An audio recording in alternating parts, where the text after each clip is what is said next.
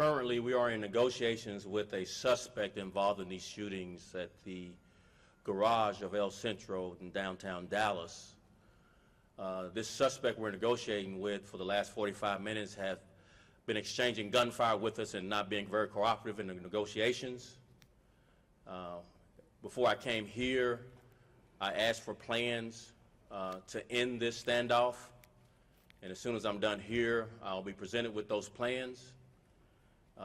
In addition to this second floor garage, as we recap the previous press release, we have in custody a female who was in the same area of the El Centro garage, and we followed a Mercedes with two suspects who had camouflage bags, who officers end up stopping on traffic in the Oak Cliff area near Polk and 67, and they are in custody and being interviewed.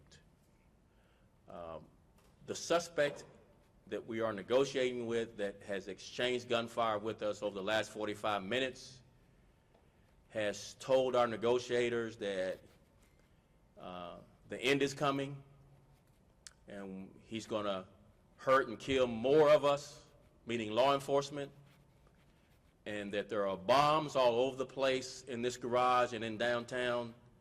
So we are being very careful in our tactics so that we don't injure or put any of our officers in harm's way, including the citizens of Dallas, as we negotiate further. We still don't have a complete comfort level that we have all the suspects. So we will continue a very, very rigorous investigation and search of downtown.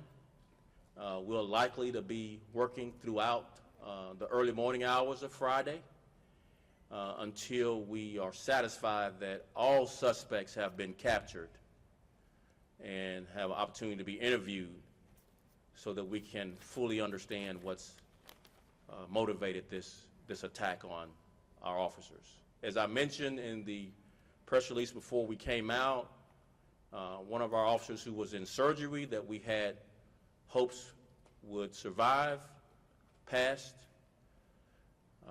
bringing the total count of officers passed away to 4, 3 Dallas police officers and 1 Dart officer. We're continuing to ask for the public's prayers and support and encouragement. But I could just tell you, I've never been more proud of a police officer and being a part of this great noble profession. Seeing the courage, the professionalism, and just the grit to stay on scene in an area looking for suspects, knowing that we are vulnerable. We don't know where they are, and our downtown is very large with a lot of high buildings. And some of the stories I've heard from officers talking about what happened, running toward gunfire to help the injured officers, to get them transported to the hospital by patrol car, not having the time to wait for an ambulance, and just there's so many stories of great courage. So we continue to fight the good fight to bring this to a conclusion, but it's still a very tenuous situation, and we, again, as soon as the mayor is done, we'll take additional questions from you, then we'll have to be leaving. Thanks. Thank you. Concerning what is going to happen tomorrow morning, this is still an active crime scene, and we are determining right now how big that crime scene is. There are many people that work in the downtown area. We ask them to stay away from that crime scene. Now, how are you going to know where it is? We're going to post it on DallasCityNews.net. And you can check with your buildings that you work in and make sure that those buildings are open. We've got to support our police force and do their job to make sure we get to the bottom and the root cause of all of this.